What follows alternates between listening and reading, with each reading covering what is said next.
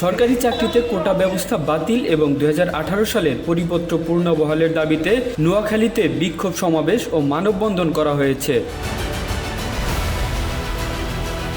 কোটা বৈষম্য নিপাত যাক, চাকরিতে মেধাবীরা সুযোগ পাক, এই স্লোগানে সোমবার সকালে নোয়াখালী প্রেস ক্লাব ও জেলা প্রশাসকের কার্যালয় সম্মুখে কোটার বৈষম্য বিরোধী ছাত্র আন্দোলন নোয়াখালী কর্তৃক আয়োজিত এই বিক্ষোভ সমাবেশ ও মানববন্ধন অনুষ্ঠিত হয়। এতে নোয়াখালী বিজ্ঞান ও প্রযুক্তি বিশ্ববিদ্যালয়, নোয়াখালী সরকারি কলেজ সহ জেলার বিভিন্ন শিক্ষা প্রতিষ্ঠানের সাধারণ শিক্ষার্থীরা অংশগ্রহণ করে। এ সময় আন্দোলনরত শিক্ষার্থীরা সরকারি চাকরিতে কোটা ব্যবস্থা রেখে দেশের বীর মুক্তিযোদ্ধাদের অসম্মান করা হচ্ছে বলে দাবি করেন।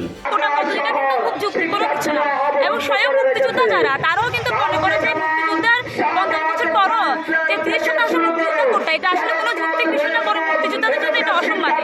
আমরা মনে করি কোটা একটা পিছিয়ে পড়া জনগোষ্ঠীকে এগিয়ে থাকার জন্য দেওয়া হয়, কিন্তু আজকে স্বাধীনতার 50 বছরে এসেও মুক্তিযোদ্ধার জন্য কোটা রাখাটা সম্পূর্ণ বৈষম্যমূলক এবং অযৌক্তিক, এটা ক্ষমতাসীন রাজনীতির একটা বড় কারণ হচ্ছে।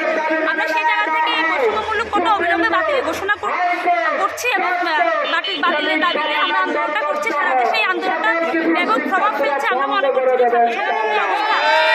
তারা কিন্তু লাগাতার এই আন্দোলনটা নিয়ে যাবে এবং সেটা নিয়ে যেতে তাদের সেই সক্ষমতা আছে। আমরা মনে করি পুরো বাংলাদেশে ছাত্র সমাজদেরকে কোটার মধ্যে সীমাবদ্ধ রাখা হয়েছে। আমাদের আপনারা জানেন যে কোটার বয়সটা কতটুকু।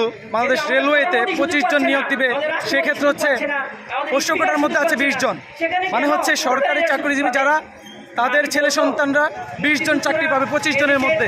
তার মধ্যে হচ্ছে 3 জন পাবে 71-এর যারা মুক্তিযুদ্ধ করেছেন, মুক্তিযোদ্ধা কোটার মধ্যে 3 জন থাকবে। বাকি 2 জন হচ্ছে 16 লাখ স্টুডেন্ট, মাত্র 2 জনকে নিয়োগ দিচ্ছে তারা 25 জনের মধ্যে। তাহলে এবার বুঝেন কোটার ভয়াবহতা কতটুকু। কোটার বিরুদ্ধে আমরা আজকে রাজপথে নেমেছি। 4 দফা দাবি নিয়ে বাংলাদেশের ছাত্র সমাজ কোটা সংস্কার আন্দোলনে রাজপথে নেমেছে। অনতিবিলম্বে বৈষম্যমূলক কোটা প্রথা বাতিল করতে হবে।